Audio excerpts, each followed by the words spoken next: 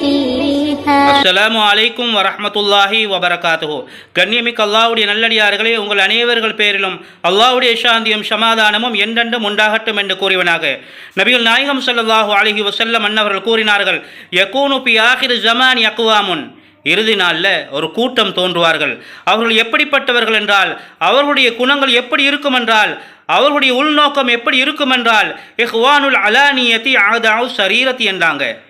உள்ரங்கத்தில் விரோதிகளாகவும் வெளிரங்கத்தில் நண்பர்களாகவும் இருப்பார்கள் என்றார்கள். சஹாபாக்கள் கேட்டார்கள், அல்லாஹுடைய தூதரே, வகைஃப யகூனு, அது எதன் காரணமாக நடைபெறுகிறது என்று கேட்டார்கள். அப்பொழுது அல்லாஹ்வின் தூதர் ஸல்லல்லாஹு அலைஹி வஸல்லம் அன்னவர்கள் கூறினார்கள், ذَلِكَ بِرَغْبَةِ بَعْضِهِمْ إِلَى بَعْضٍ, தன்னுடைய சுயநலனுக்காக மற்றவருடன் நட்பு கொள்வார்கள். وَرَهْبَةِ بَعْضِهِمْ إِلَى بَعْضٍ, அந்தரங்க விரோதத்தினால் ஒருவர் மற்றவரை பார்த்து பயப்படுவார்கள் என்றார்கள்.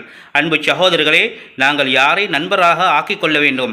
நாங்கள் யாரை தோழமைக்காக ஆக்கிக்கொள்ள வேண்டும்?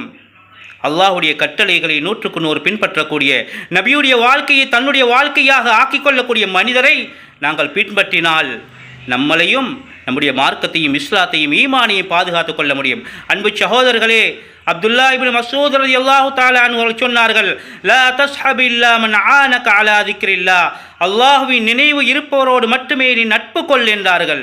ஜஸாக்குமுல்லாஹு கைரன். அஸ்ஸலாமு அலைக்கும் வரஹ்மத்துல்லாஹி வபரகாத்துஹு.